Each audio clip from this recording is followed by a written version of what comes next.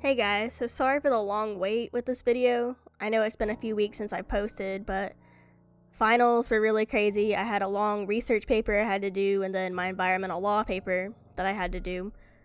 But good news is I got an A in my environmental law class and a B plus in my research class, so it was worth it, and thank you for being patient with me. I'm also really excited that we made it to 100 subscribers on the channel. Could not have done it without you guys. I was just doing this as a hobby, and I'm really glad that the community has grown to 100 subs, so thank you for your support, and I hope we continue to grow, because that would be really cool. And if this channel ever did get monetized, I'd want to put the ad revenue and everything towards planting trees or cleaning up the ocean. I think that'd be super cool to have an impact on the environment like that. Anyways, just to switch gears, I've been playing the game Dark Souls, so I did a playthrough of that, and I'm going to put it in the video, as you can see already, but just to do a story, video game combination. Some people don't like looking at, an abstract or a blank screen when they're listening to a video, so let me know how you guys like it in the comments. Do you want to see more gameplay with a story, or do you want to just see an abstract or a blank screen? Just let me know. But anyway, without further ado, the story that I chosen for today is The Chernobyl Disaster Was a Cover-Up of Something Terrifying by Delta 129. So you've probably heard about tourism in the Chernobyl Exclusion Zone. I've been there myself several times, and it's nothing like what you see in video games or horror movies. There are no ghosts, mutants, or radioactive anomalies, and death isn't waiting for you at every corner. Actually, I think it's one of the most peaceful and prettiest places on Earth. It's truly an example of strength of nature and how it can reverse the damage that we've caused to it. Thus, my friend Alexei decided to go there. He knew who to contact, and he's a physics student right now, so he's kind of just doing some research on nuclear fallout, and he said he just wanted to go get some direct measurements and samples. But we both know it's just an excuse to go on an adventure. So we visited the old power plant, the abandoned city of Pripyat, and the surrounding exclusion zone. It was nice, but I would just probably bore you with more details. That part is not important anyways. We were driving on some old dirt roads in the forest east of Pripyat when we found it. An old, rusty fence with a chain gate that blocked any further passage. There was a big sign with a radiation hazard symbol that was captioned, "Restricted Area. Authorized personnel only." There was a pair of massive metal blast doors on the side of an artificially looking hill not far from behind the fence, with large white O-13 painted on it, and "No Entry" sprayed on top. "What do you think it is?" Alex asked. "I don't know. It looks like some kind of bunker," I replied. "And it looks like it's been closed for some time." I added after taking a closer look at the doors, that both halves were welded shut at the center. Alex took his samples and readings, but we were just too puzzled to leave just yet. "Do you think we can get in?" I asked. "Well, not this way for sure.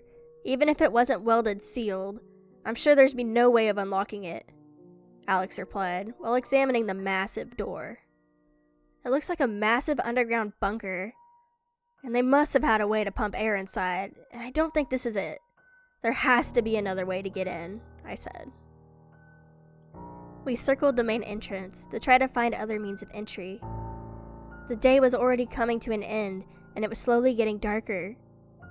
As we were searching, the thought crossed my mind. Why would they weld the door shut? What's so important inside that they went this far to keep people away? "Look! There's something there!" Alex pulled me away from my thoughts. It was a concrete block, a couple meters long, and what looked like had vents on the sides. As I looked into the vents, I noticed that they were also sealed with heavy-looking steel hatches, and there was no clear way to open them. However, there was also a somewhat smaller-looking door that was labeled "Service Tunnel," with a large wheel on the inside. "Should I open it?" I asked. Yeah, I'm really wondering about this place. What is this anyway? And we don't have to go in. At least we'll see if the door still works. At first, the wheel wouldn't turn because of all the rust and dirt, but eventually it budged. The door unlocked, and I pulled and it slowly started to open. It was very heavy, and it took a lot of force. Behind the door, there was a small platform and a tight vertical tunnel with a ladder. What caught my attention was that there was an identical looking mechanism on the inside. That meant that they could lock the door from both sides. But why? We were lucky, because if they'd locked it from the inside too, there would have been no way we could have got in. I stepped inside and shined my phone light down the shaft. It wasn't strong enough to hit the bottom, and the air was damp, old, and there was something I couldn't identify. A very faint, chemical-like smell. There was no signs of radiation or any other hazards. You've got to be kidding me. This is so cool. We have to come back here and check it out later, Alex said. I couldn't agree more. It was almost dark now, so we resealed the door and called it a day. But we promised ourselves that we would return. I immediately tried to do some research when I got home. Unfortunately, with no success. I even tried calling Pavel, a friend of mine who knew the area better than me. Actually, it was him who'd brought me there for the first time.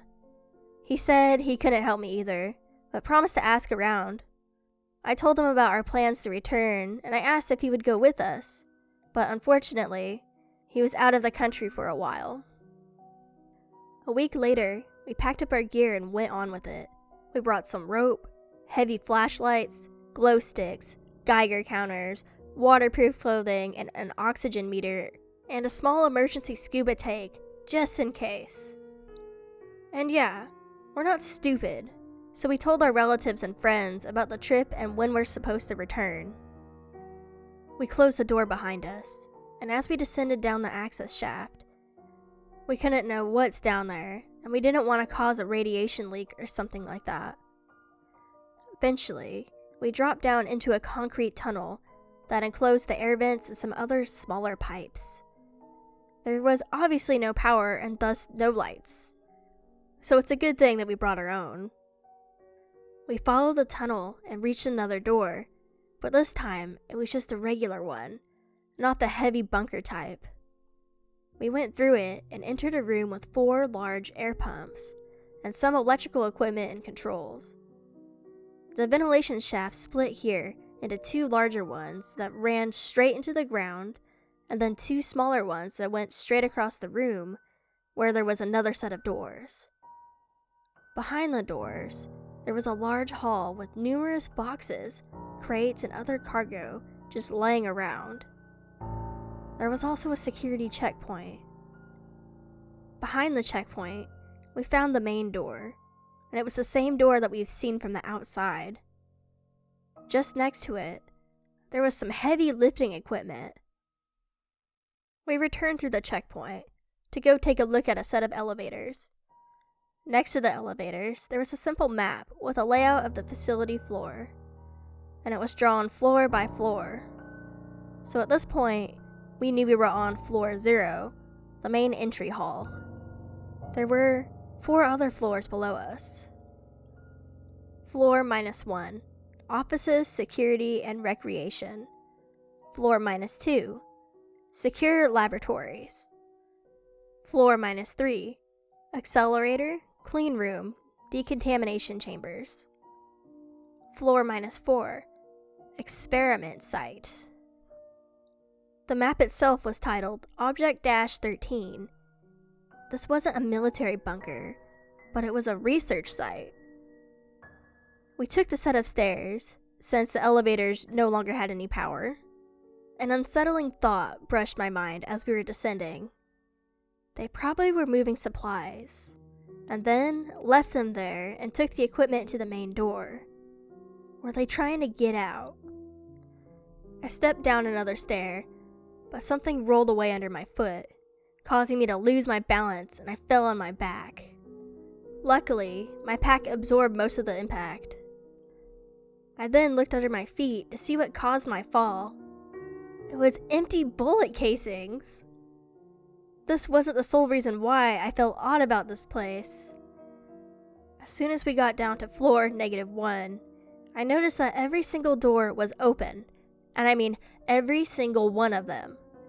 There was a canteen and a kitchen right at the beginning of this long rectangular corridor, and there was various offices that surrounded this corridor. There was regular stuff like paperwork, old computers, personal belongings, all right there, right where they left it. This made me wonder if they all left in a hurry.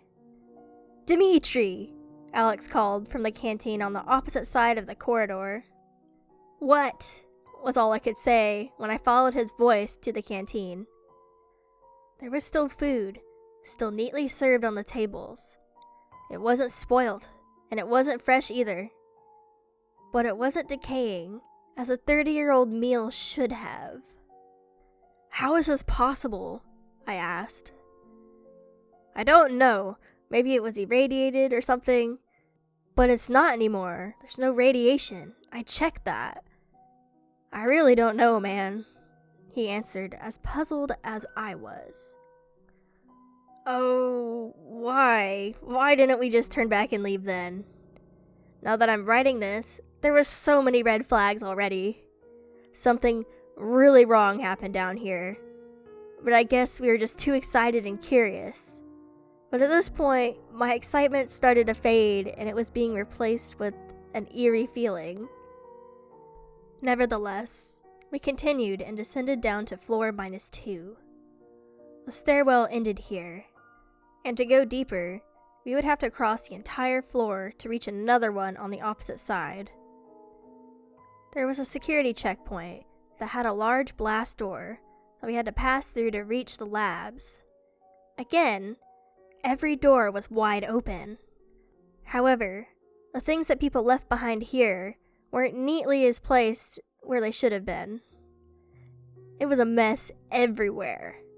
There were all kinds of rooms with all kinds of equipment that I didn't understand. Occasionally, there were more empty bullet casings on the ground. This floor was laid out the same way as the floor above us. There was only one central rectangular corridor, but the rooms surrounding it were like little mazes. We were almost to the other side of the floor when we found the head scientist's office. As I said, everywhere was a mess, but I did manage to find a logbook on the desk. There was only a handful of pages left, and the rest were torn out. 5 October 1984. Today, we successfully managed to translocate several atoms without changes in any physical properties. It's going to be a long road until we can transport solid objects, but we're doing some good work here. 17 January 1985. We've managed to transport an apple today. However, I couldn't help but notice that the pattern of red and green skin on top was slightly different. But it was still the same apple, with the same structure, shape, and everything. We also tried to transport some electronics.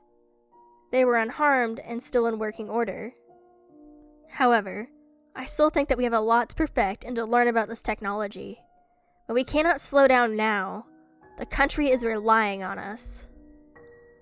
21 February 1985. After the animal trials, we translocated our first human today. He is alive and healthy and a brave hero to our nation. We have just proven that this technology now works, but the particularity is still very limited due to the fixed translocation ratio. We still cannot send matter, only exchange the positions of two equally massive objects. I have proposed a new type of device that could possibly achieve one-way translocation of just a single object, but it would need immense amount of energy. 1 May 1985. Our superiors accepted my proposal. They're gonna build the new, much bigger translocator here, in the power plant. so that we can use the nuclear reactor as a direct power source. Also, there's one more thing. Now, we've translocated dozens of test subjects. Each one is alive and well, but sometimes they're a little bit, well, different. They sometimes claim that various events in the past happened differently than how they really did. Sometimes, they claim to know people who don't actually exist, and even more alarming, they know people that they're not supposed to know. The following was written below with a pencil by hand. Test subject 28 was speaking an unknown language and couldn't understand any real language after the experiment. There was a lot of missing pages after this message. 25 April 1986. We are going to change our approach. It has been more than a year, and we are still unsuccessful in eliminating the translocation symmetry anomaly. We still don't even know what's causing it, but we're not going to make any progress if we keep doing it this way. Today, we are going to try to access the conduit reality instead. Even though Unit 2, the one that we built in the power plant, is still new, we're going to use it for this experiment. Who knows what wonders are waiting for us on the other side? There is one last page in the logbook. On it was a single phrase written again and again. We let them in. We let them in. We let them in! Alex, I think we should go, I called. Man, come take a look at this, he answers. I stepped out of the lab and back into the hallway. There were clothes all over the corridor. Well, what was left of them. They were torn to shreds. No bodies. No blood. Just strips of clothes and the occasional shoe or watch. I looked up and I stared down the dark corridor in front of us. I just stood there for a while. It was, I don't know, as if something torn all these people to shreds and then cleaned it all up, except the clothes and other non-organic material. A wave of pure, instinctive dread washed over me. I couldn't move, and I couldn't breathe. Let's just get out of here, Alex said. We turned around and walked away, slowly at first, but then we quickened our pace. Our footsteps echoed across the underground structure. I just want to be out of here, man. We shouldn't have done this, Alex said. I didn't tell him about the logbook, but my thoughts were cut short after a sudden realization. His voice didn't echo. It was just our footsteps. I think he too realized this, because we both stopped and listened. Nothing. Just silence.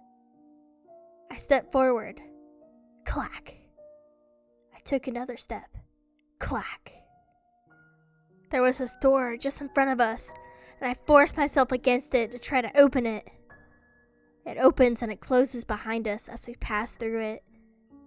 I then placed a glass beaker that I found on the ground on top of that door. I took a step forward. Silence. It was just an echo after all, I thought. We walked away, carefully at first, but then, once again, quickened our pace. We turned around the corner, and then it happened. Crash! The glass shatters. Someone, or something, just opened that door. We dropped all our gear except for our lights, and we ran as fast as we could.